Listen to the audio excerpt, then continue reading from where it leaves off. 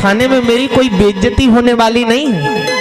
ये हाथ क्यों उठाए जाते हैं? अच्छा विचार करो, हम हाथ कब उठाते हैं? ऐसे हाथ कब उठाते हैं? इसका मतलब क्या है? इसका तात्पर्य क्या है? क्या भाव है इसका? जब व्यक्ति को संसार में कोई सहारा नहीं देता ना, तब वो आरत होकर के पुकारता है, हे भगवान अब तो सिर्फ आप ही हो, हम आपकी शरण में हैं, कृपया मेरी ऊपर थोड़ी सी दृष्टि डालो। जब हम राधे राधे कहते हैं तो राधे जी को पुकारते हैं, मैया थोड़ी सी एक नजर हमारी ऊपर भी तो कर दो। जैसे हम मेले में हो भाई और खो जाएं कहीं, अपने साथी से बिछुड़ जाएं, तो हम उसे कैसे बताते हैं कि भाई हम यहाँ हैं, दोनों हाथ खड़े, भैया हम यहाँ खड़े हैं, देखो। ये इशारा है कि हे राधा रानी थोड़ी सी एक नजर इस दास के ऊपर भी करो। आरत होकर के पुकारना चाहिए राधे को। प्यारे, अगर राधा रानी की कृपा हो गई ना, तो कन्हैया की कृपा तो वैसे भी हो जाएगी। जय जय श्री राधे। अच्छा, इससे दो काम है, दो लाभ है इससे। एक तो हमारा भाव यह हो गया कि हम आपकी शरण में हैं राधे, और दूसरा जो थोड़ी सी नींद आती है, क्योंकि कथा में जब हम बैठते हैं तो ये जो पाप हमारे अंदर भरे हुए हैं ये घबराते हैं। राम नाम के लेत ही सकल पाप अकलाय। हमारे बुंदेलखंड की कहावत है, राम नाम के लेत ही सकल पाप अकलाएं, के ऊंगे के लर परे के उठ के भग जाएं। हाँ, या तो नींद आने लगेगी, पाप का जब प्रभाव पड़ता है वो कथा सुनने नहीं देता। हाँ, कथा में मन ना लगे, समझ लो कि हमारे पाप हमें कथा सुनने नहीं दे रहे। कथा कभी बुरी नहीं होती प्यारे। हाँ, कथा कभी बुरी नहीं होती। हमारे अंदर पाप इतना भरा होता है कि वो कथा हमें अच्छी नहीं लगती। इसमें कथा का दोष नहीं है, इसमें हमारा ही दोष है। हमारे पापों की गठरी का बोझ इतना है कि वो कथा अच्छी नहीं लगती। वो कथा में मन नहीं लगता तो नींद आने लगती है। या तो व्यक्ति सोने लगेगा या व्यक्ति लड़ने लगेगा, भाई सही से बैठो, ऊपर क्यों चढ़े जा रहे हो, मेरे इतनी जगह पड़ी है, कहीं भी बैठो, मेरे ऊपर क्यों बैठ रहे हो। या उठ करके चला जाएगा। आनंद नहीं आ रहा कथा में, मजा नहीं आ रहा, अच्छी कथा नहीं कह रहे हैं व्यास। हाँ, उसमें कोई ना कोई टिप्पणी निकाल करके वो चला जाएगा। चूंकि ये उसका दोष नहीं है, उसके पापों का बोझ इतना है कि उसे कथा में आनंद नहीं आ रहा। हम सबको यह समय मिला है तो इस समय का सदुपयोग करें। आइए कथा में प्रवेश करते हैं। बोलिए भक्तवत्सल भगवान की जय। जय जय श्री राधे श्याम।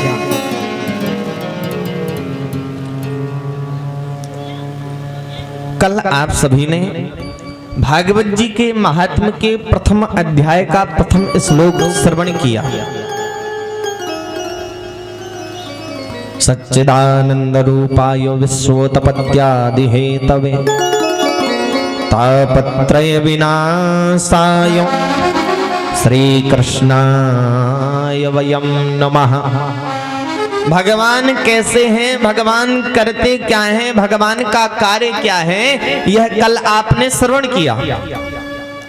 लेकिन जिस भांति हम और आप कथा के लिए पधारे हैं, सत्संग के लिए, इसी प्रकार से नैमिषारण्य क्षेत्र में महाराज सौनकादि 88,000 ऋषि विराजमान हैं। तभी सूत जी महाराज का आगमन होता है। नैमिषे सूतमासीनौ अभिवाद्य महामतिं कथामृतरसस्वादं कुशलः सौनको ब्रवीत्। सौनकादि 88,000 ऋषि विराजमान हैं, क्योंकि इन संतों का मात्र एक ही लक्ष्य, कथा मात्रैक जीवनः। हमें तो बस कथा सुनते रहें, सुनते रहें। हमको तो भाई आलस आने लगता है, 1-2 घंटे बहुत हो जाते हैं, 3 घंटे और ज्यादा, तो 4 घंटे में तो महाराज नस नस में कथा भिद जाती है। हाँ, फिर वो व्यक्ति से सहन नहीं होती, महाराज अब ज्यादा हो रही है, अब बस कम कर दो। लेकिन सौनकादि 88,000 जो ऋषि हैं, उनका एक ही लक्ष्य है, एक ही उद्देश्य, एक ही संकल्प, क्या? निरंतर नित्य निरंतर हम कथा का रसपान करते रहें। क्योंकि प्यारे, इस देह की पराकाष्ठा किसमें है? हमने यह जीवन क्यों लिया? भैया पधारो।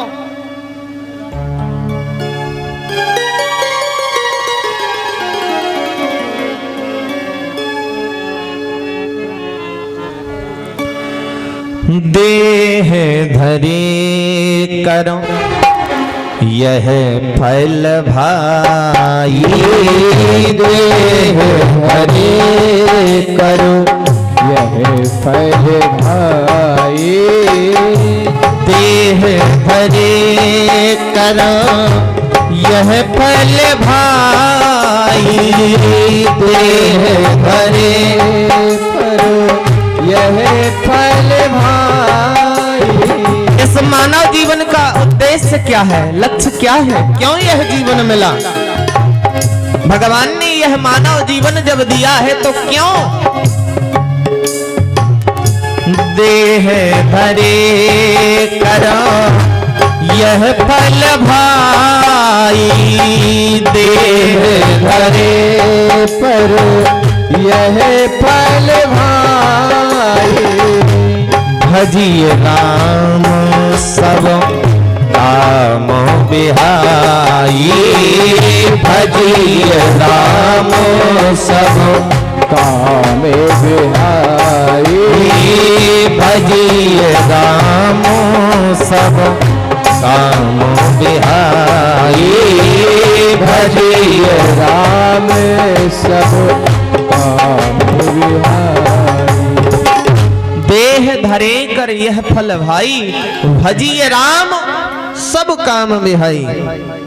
बाबा जी ने लिखा है, हाँ तुलसीदास जी ने, इस जीवन का एक ही फल है, क्या? भजिय राम सब काम बिहाई। लेकिन भैया मैं तो ये कहता हूं कि सभी कामों को ना छोड़ करके थोड़ा सा समय निकालो, थोड़ा सा, प्रतिदिन 2 मिनट का समय तो निकाल ही सकते हो प्यारे। भगवान ने इतना बड़ा शरीर दिया आपको, इतनी बड़ी कृपा की भगवान ने, इतनी उम्र दी आपको, उसमें से मात्र 2 मिनट का समय नहीं निकाल सकते? 24 घंटे में 2 मिनट का समय निकालना। व्यास जी कहते हैं, सतम विहाय भोक्तव्यम, 100 काम छोड़ करके भोजन करना चाहिए। क्या? 100 काम भले ही छूट जाएं, लेकिन भोजन करना चाहिए। कितनी अच्छी बात है, वाह व्यास जी बड़ी कृपा करी आपने। भले ही सब काम छूट जाएं, लेकिन भोजन करना चाहिए। लेकिन आगे थोड़े से कष्ट की बात है। सतम विहाय भोक्तव्यम साहस्त्रम स्नानमाचरे, और 1000 काम छूट जाएं, लेकिन स्नान करना चाहिए। हाँ महाराज, खेती में इतने व्यस्त रहते महाराज नहा ही नहीं पाते, बताओ। अरे प्यारे 2 मिनट का समय लगना है स्नान करने में, उसका भी समय नहीं है आपके पास। इसीलिए व्यास जी ने लिखा है, साहस्त्रम स्नानमाचरेत, 1000 काम छूट जाएं फिर भी स्नान करना चाहिए। लक्ष्यम विहाय दातव्यम, हाँ, और 1,00,000 काम छूट जाएं फिर भी कुछ दान करना चाहिए, दान देना चाहिए। लक्ष्यम विहाय दातव्यम। अंतिम बात जो है प्यारे आप लोगों के लिए है तो सत्य, लेकिन कड़वी लगेगी, क्योंकि सत्य हमेशा तो नहीं, लेकिन अधिकतर कड़वा लगता है। लक्ष्यं विहाय दातव्यं कोटि त्यक्त्वा हरिं भजे। लेकिन करोड़ों काम छूट जाएं, भगवान का भजन करना चाहिए। व्यास जी ने ये नहीं कहा कि दिन रात केवल भजन करो, पालन पोषण भी करना है, धनोपार्जन भी करना है। जीविका को चलाने के लिए इस कलिकाल में धनोपार्जन भी अति आवश्यक है, लेकिन केवल और केवल मात्र 2 मिनट का समय भगवान के लिए अवश्य निकालना चाहिए। अब भाई पता है, चलो चैत्र का समय चल रहा है, भाई फसल कट रही है, अच्छी बात है, लेकिन ये जो 7 दिन का समय है और 3 घंटे का समय निकालना है, ये समय बार बार नहीं आने वाला। ये निकल गया तो कथा ना जाने कब हो, कुछ कहा नहीं जा सकता। और महाराज की कृपा हो तो हम तो कहे नित्य निरंतर चले, अच्छी बात है, लेकिन फिर भी यह सत्संग जो है पुनः पुनः बार बार प्राप्त नहीं होता, इसलिए इस सत्कर्म का लाभ लेना चाहिए। 2 मिनट का समय निकालो, भगवान का भजन अवश्य करो। इसी भांति सौनकादि 88,000, इनका एक ही मात्र लक्ष्य, एक ही संकल्प के हमें भगवान की कथा सुननी है। उसी समय श्री सूत जी महाराज का आगमन होता है। 16 वर्षीय सूत जी महाराज जो व्यास जी के परम लाडले शिष्य हैं, उसी क्षण उनके मध्य पधारे। बोलिए श्री सूत जी महाराज की जय।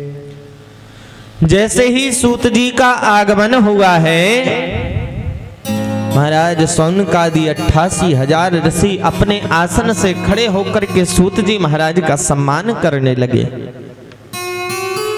सूत सूत महाभागो वदनो वददाम्बरः। सूत जी ने जब देखा कि महाराज सौनकादि 88,000 ऋषि और हमारे सम्मान में खड़े हो गए, महाराज ये क्या कर रहे हैं, मुझे तो नरक में भी जगह नहीं मिलेगी। क्यों? क्योंकि आप इतने वृद्ध हैं, आप इतने श्रेष्ठ हैं, आप इतने ज्येष्ठ हैं कि आप हमारा सम्मान करें, ये उचित नहीं है, मुझे आपका सम्मान करना चाहिए। लेकिन सौनक जी ने कहा नहीं नहीं सूत जी, ऐसा नहीं है। क्यों? धन वृद्धा बल वृद्धा आयुर्वृद्धा तथैव च ते सर्वेपि ज्ञान वृद्धा किंकरः शिष्य किंकरः। कोई धन में बड़ा होता है प्यारे, जिसके पास पैसा ज्यादा है तो वो धन में बड़ा हो गया। कोई बल में बड़ा होता है, जैसे कि पहलवान, वो बल में बड़ा होता है। कोई आयु में बड़ा होता है, आयुर्वृद्धा तथैव च। महाराज कई दादा 100 वर्ष के हो गए, 100 से भी ज्यादा के हो गए। हाँ, अभी कुछ ही दिन पहले हमारे पड़ोस में ही एक स्वर्णकार जी हैं, उनकी माता श्री का देहांत हुआ। उनकी उम्र हो गई थी, वो बताते हैं 106 वर्ष। अब बताइए 106 वर्ष तक की उम्र, ये सहज नहीं है। अब भगवान जाने जो नई पीढ़ी है ये आधे तक पहुंच पा रहे कि नहीं पहुंच पा रहे, कुछ कहा नहीं जा सकता। हाँ, क्या कहें, क्योंकि खान पान महाराज सब कुछ बिगड़ गया। तो कोई आयु में बड़ा होता है, लेकिन ते सर्वेपि ज्ञान वृद्धा किंकरः शिष्य किंकरः। लेकिन जो ज्ञान में बड़ा होता है वो सबसे बड़ा होता है, उसके आगे सभी शिष्य के समान हैं। सौनकादि ऋषियों ने सम्मान किया, सूत जी महाराज को ऊंचे स्थान पर आसन दिया है। और सौनक जी महाराज ने आज सूत जी महाराज से 6 प्रश्न पूछे हैं। कितने प्रश्न पूछे? अरे मुख से बोलो जरा। 6 प्रश्न पूछे, और ये 6 प्रश्नों का उत्तर संपूर्ण भागवत में है। हाँ, भागवत में क्या है? भगवान की कथा नहीं है, भागवत में भगवान की कथा नहीं है, भगवान के भक्तों की कथा है भागवत में। हाँ, बड़ी सुंदर कथा। बोलिए भक्तवत्सल भगवान की जय। एक समय एक ज्ञानी और भक्त का झगड़ा हो गया प्यारे। ज्ञानी जो है वो भक्त से लड़ने लगा, नहीं नहीं, भगवान मुझसे ज्यादा स्नेह करते हैं क्योंकि मैं ज्ञानवान हूं। भगवान को ज्ञानी अति प्रिय है। भक्त ने कहा नहीं नहीं, ऐसा नहीं है। मैंने सुना है कि भगवान तो करुणा वत्सल हैं, कृपा सिंधु हैं, करुणा सागर हैं, और भगवान तो मुझसे ज्यादा प्रेम करते हैं। ज्ञानी ने कहा भाई निर्णय कैसे हो? चलो भगवान के पास चलते हैं, उन्हीं से पूछ लेते हैं कि आपको कौन ज्यादा प्रिय है, ज्ञानी ज्यादा प्रिय है या भक्त? महाराज आज ज्ञानी और भक्त दोनों परमात्मा के पास पहुंचे हैं। भगवान से हाथ जोड़ करके कहने लगे। ज्ञानी ने कहा महाराज प्रभु आपको आज यह बताना होगा कि आपको ज्ञानी ज्यादा प्रिय है या भक्त प्रिय है।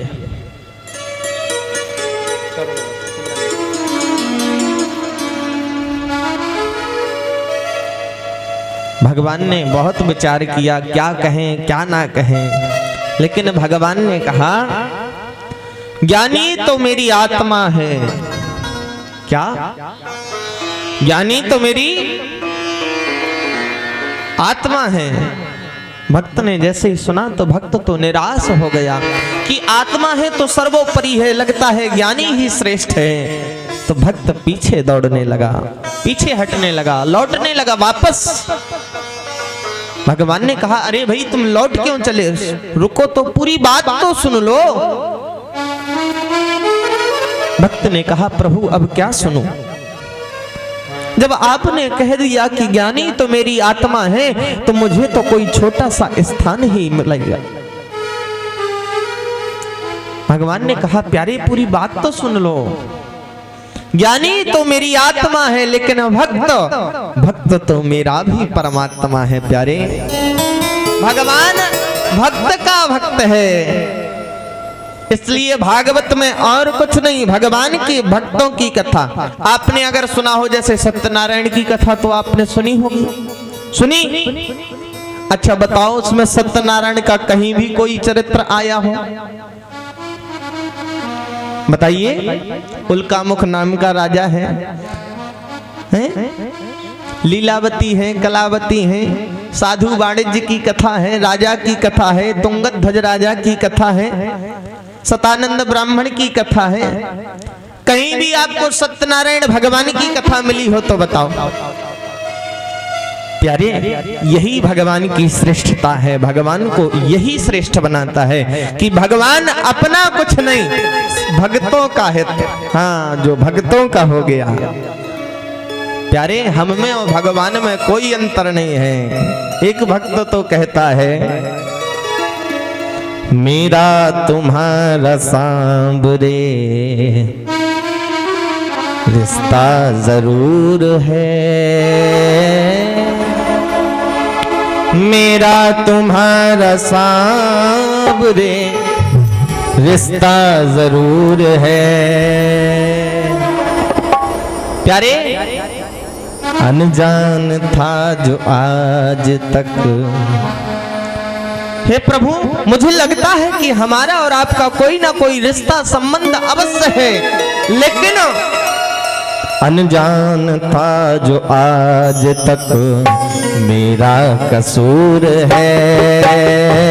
अनजान था जो आज तक मेरा कसूर है, मेरा तुम्हारा सामने रिश्ता जरूर है, मेरा तुम्हारा सामने रिश्ता जरूर है।